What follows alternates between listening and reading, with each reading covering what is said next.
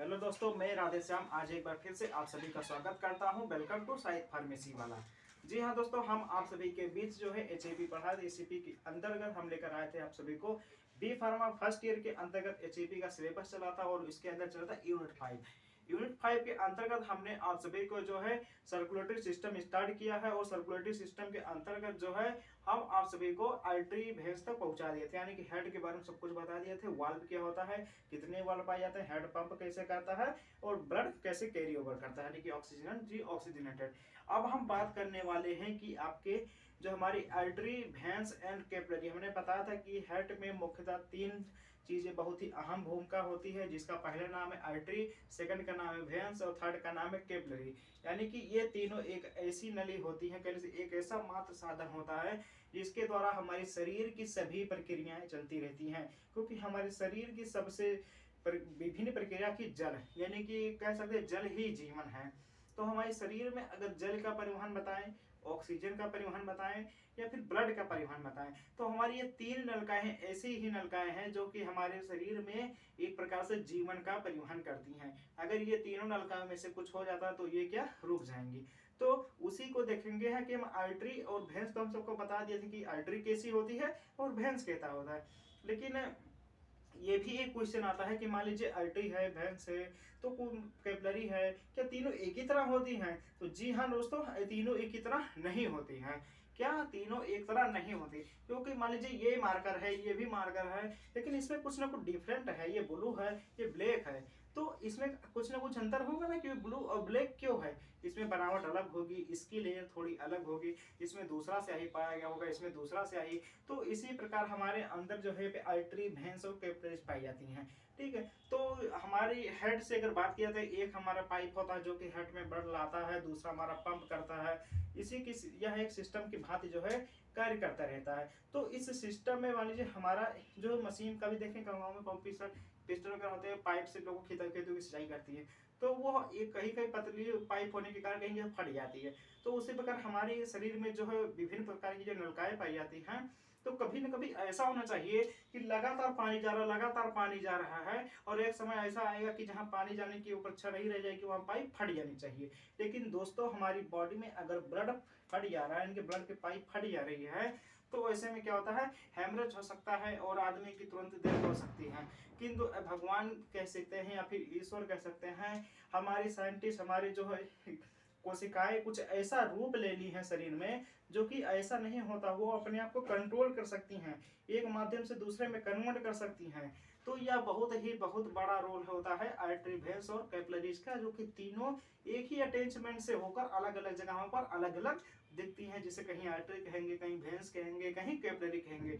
तो आइए वीडियो को जो है लेट ना करते हुए स्टार्ट करते हैं कि आखिर आर्टरी और वेन्स में हमारे ऐसी क्या चीजें पाई जाती हैं जिसके कारण क्या होती है, हमारी जो है नलिकाएं फटती नहीं है, यानी कि हमारा लगातार ब्लड फ्लो होता रहता है, लेकिन उनकी मोटाई इतनी पाई जाती है कि उसमें कितना भी भर जाए लेकिन वो फटने वाली नहीं है। ठीक, तो देखिए सबसे पहले ये layer of artery, veins and capillary, कहने का मतलब यह है हमारी आर्टरी, वेन्स और कैपिलरी में कितने लेयर पाए जाते हैं, यानी कि हमारी आर्टरी जो होती है कितनी मोटी होती है, वेन्स कितना मोटा होता है, कैपिलरी कितनी मोटी होती है, ताकि वो फटता नहीं है। ठीक, तो आर्टरी सबसे पहले देखेंगे कि आर्टरी होता क्या है। एक्चुअल में अगर आर्टरी की बात की जाए तो the arteries are those blood vessels which carry the blood from head to head, from head to it, so it's carry the blood from head. यानी कि हमारी आर्टरी एक ऐसी माध्यम होता है जो कि क्या हमारे ब्लड से क्या हेड से क्या करता है, कैरी करता है ब्लड को। तो हमने बताया था कि आपकी जो ऑक्सीजनेटेड ब्लड होती हैं वो हेड से डायरेक्ट हमारी पूरी बॉडी में जो है सेल फैल जाती हैं। तो हमारी जो आर्टरी होती है वो क्या हेड से ब्लड को जो एक्युमुलेट की, so it's higher pressure than veins. यानी कहने के मतलब यह है, तो हमारी आर्टरी का जो प्रेशर होगा वो हाइयर होगा, यानी हाई होगा देन वेन्स, क्योंकि हमने बताया था कि वेन्स एक ऐसी नलिका होती है जो हमारी टिश्यू से ब्लड लेकर आती है हेड में, और आर्टरी एक ऐसी जो हमारी नलिका होती है जो कि हमारी हेड से ब्लड पंप करती है टू ऑल ओवर बॉडी में। तो हमारे सबसे ज़्यादा प्रेशर कहाँ होगा भाई, जो पूरे एक क्षेत्र से लेके पूरे क्षेत्र में पहुंचाएगा उसका प्रेशर ज़्यादा ना होगा, कि जो सब जगह से इकट्ठा करके धीरे धीरे लाएगा उसका प्रेशर ज़्यादा होगा। भाई एक सेकंड में मान लीजिए हमको इतना दूरी तय करना है तो उसका प्रेशर ज़्यादा ना लगाना पड़ेगा। अब धीरे धीरे भाई तुम आते रहो 4 दिन लगा दो तो उसमें प्रेशर कम हो जाएगा। तो कहने का मतलब यही चीज़ है। ठीक, अब देखते हैं कि हमारी आर्टरी जो होती है फिगर में दिखाया गया, ये हमारी आर्टरी है, क्या है आर्टरी। ठीक, ये हमारी आर्टरी है। आर्टरी जो है हमारी सेकंड लाइन लिखा है इट्स कंटेन 6 लेयर, यानी कि अब बात की जाती है कि आर्टरी हमारी हाइयर प्रेशर होती है तो ये फटती क्यों नहीं है, तो इसमें लिखेंगे artery contain 6 layer, first layer, second layer, third layer, fourth layer, fifth layer, six layer. Save के नाम देखते हैं आर्टरी कहाँ कैसी पाई जाती है। सबसे पहले देखिए एक, ये होगा हमारे एक, ये 2 3 4 5 6, तो हमारी आर्टरी कितना लेयर कंटेन की, टोटल 6 लेयर कंटेन की। ठीक, 6 लेयर में सबसे अंदर से देखते हैं, ठीक बाहर से मत देखिए, सबसे अंदर से देखते हैं। अगर हम बात करते हैं एक खोखले छेद में, यानी खोखले छेद में, तो उसके अंदर थोड़ा इस प्रकार की रेशेदार की कुछ संरचना दिखाई देगी। ठीक है, ये उनको भी तो ज्यादा समझ में आएगा जो कि मांसाहारी वाले हैं, क्योंकि मांसाहारी वाले लोग जो है ये सब ज्यादा समझ पाएंगे, क्योंकि उनको जो थोड़ा मतलब आदत से बन जाती है, क्योंकि वो सब कुछ मांस मछली मुर्गा का जो सेवन करते हैं उन्हें पता होगा मतलब कि अंदर कैसा होगा, मांस कैसा होता है बाहर के। तो हमारी मांस की अगर बात की जाती है, यानी कि हमारी लेयर की बात की जाती है, तो हमारे मांस में कुछ अंदर की लेयर थोड़ी रेशेदार ऐसे से निकली होती है, तो इसको क्या कहते हैं, जो है ल्यूमन कहते हैं। क्या, ल्यूमन कहते हैं। यानी कि अगर बात की जाए कि हमारी ब्लड सबसे पहले कहाँ से जो है प्रवाहित होती है, तो ल्यूमन से। अब अंदर के मतलब बात तो होती है, लेकिन अंदर के कहाँ से, हेड के जो वाल पाई जाती हैं, यानी कि जो हमारी नलकाएं पाई जाती हैं उसमें कहाँ पर आर्टरी के, ल्यूमन से सबसे पहले से।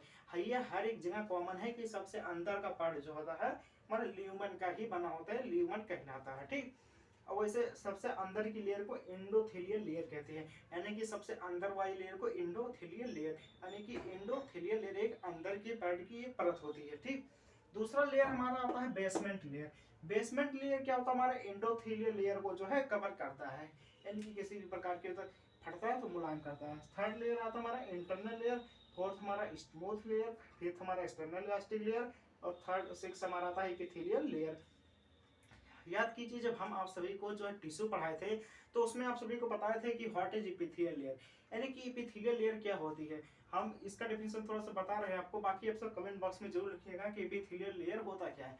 एपिथेलियल लेयर ये लेयर होता है जो हमारी स्किन के सबसे ऊपर की परत पाई जाती है, यानी कि अब कहीं भी टिश्यू की बात की जाए पूरे ऑल ओवर बॉडी में सबसे ऊपर की टिश्यू की जो लेयर होती है वो हमारी होती है एपिथेलियल लेयर। ठीक, तो आज से ये बात ध्यान रखिएगा कि सबसे ऊपर की जो लेयर पाई जाती है उसे एपिथेलियल लेयर कहते हैं। तो आर्टरी की सबसे ऊपर की लेयर को क्या कहेंगे, एपिथेलियल लेयर। ठीक, तो हमारी आर्टरी में कितने लेयर पाए जाते हैं, टोटल 6 लेयर। एक बार फिर से करेंगे, पहला लेयर हमारा endothelial, second basement layer, third internal elastic layer, fourth हमारा स्मूथ मसल्स, और फिफ्थ हमारा एक्सटर्नल इलास्टिक लेमिना, और सिक्स हमारे एपिथेलियल लेयर। तो टोटल हमारे कितने लेयर पाए जाते हैं, 6 लेयर पाए जाते हैं। ठीक, अब आता है हमारा भेंस, यानी कि ये भेंस क्या चीज होता है। हमने बताया था कि आर्टरी आपकी जो है हाई प्रेशर होती है, तो भेंस हमारा तो लो प्रेशर होता है होगा। ठीक है, ये से कुछ कॉमन सेंस लगाने सीखिए, यानी कि टीचर आपको एक माध्यम के जरिया बता सकता है, बाकी आपको अगर लिखना है तो आप खुद से मेहनत कीजिए, आप सेंटेंस बनाना सीखिए।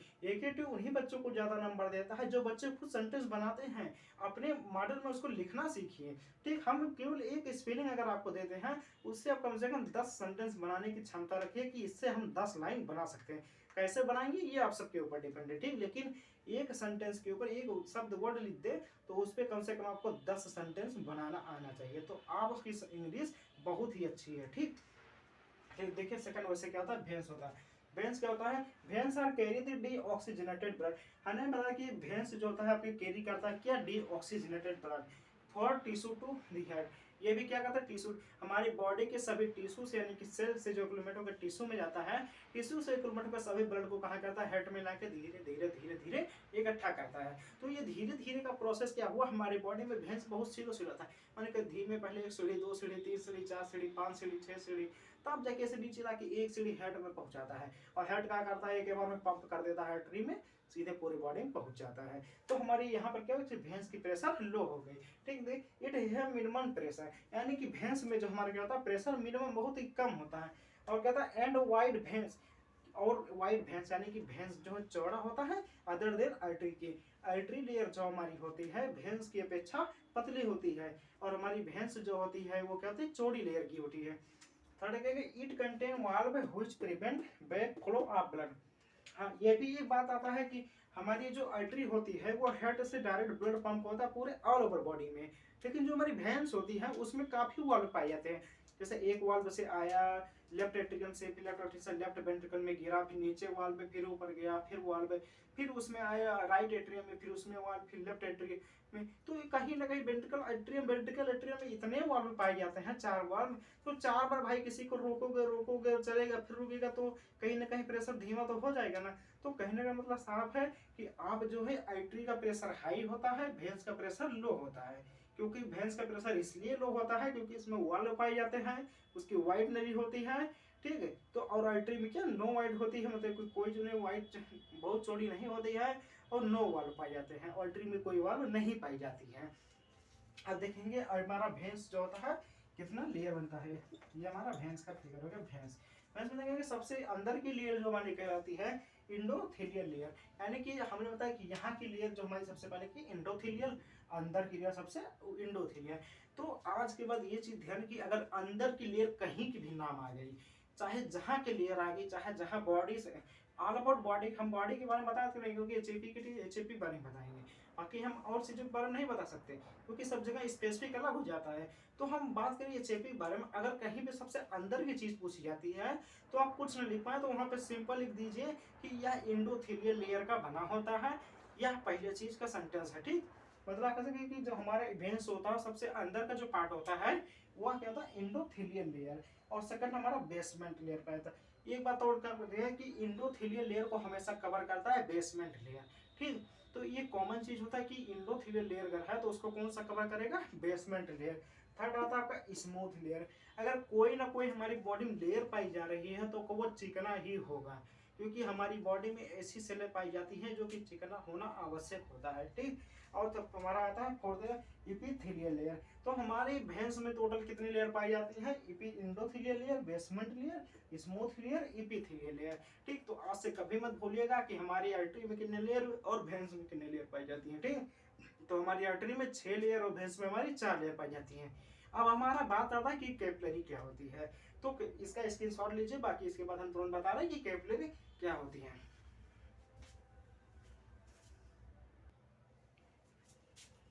जी हाँ दोस्तों, आप सभी ने स्क्रीनशॉट ले लिया होगा। अब हम जो है आप सभी को स्टार्ट करने वाले हैं कैपिलरी, यानी कि हमारी जो आर्टरी कंटेंट करती है 6 लेयर, वेन्स हमारा कंटेंट करता है 4 लेयर, और आर्टरी हमारी कितनी लेयर कंटेंट करती है। तो जानने के लिए बेशक आप सभी कैपिलरी जो हमारी कितना लेयर कंटेंट करती है, 2 लेयर।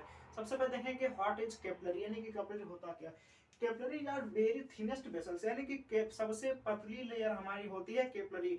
अगर बात कीजिए सबसे मोटी लेयर कौन सी, सबसे मोटी वेसल्स कौन सी होती है, तो वो होता है वेन्स, और सबसे पतली अगर वेसल्स की बात की जाए तो कहते हैं कैपिलरी होती है, और बीच वाला तो हमारा आर्टरी है, ठीक। तो ये चीजें आप कुछ कॉमन चीजें हम बताए जो कि लिखते नहीं है, लेकिन आप जब भी रफ और कॉपी लेकर बैठिए तो उन चीजों को लिखते हुए जरूर चलिए कि आपका कैपिलरी क्या बताए, वेन्स क्या बताए हैं, और आर्टरी क्या बताए हैं। क्योंकि कुछ चीजें तो हम बोल तो देते हैं लेकिन कुछ चीजों लिखना नहीं हो सब एक होता है। कोई अगर हम सभी चीजों को लिख लिख के बताएंगे तो काफी लंबा वीडियो जाता है। तो आप सभी से आशा करते हैं कि जब भी हम पढ़ाएं तो आप कॉपी पेन लेकर जरूर बैठा कीजिए, ताकि हम अगर आपको कोई भी टॉपिक बता, कोई भी सेंटेंस बता रहे हैं तो उसे एक बार जरूर लिख लीजिएगा, क्योंकि ये आपको एग्जाम में जो है 100% कहीं ना कहीं हेल्प जरूर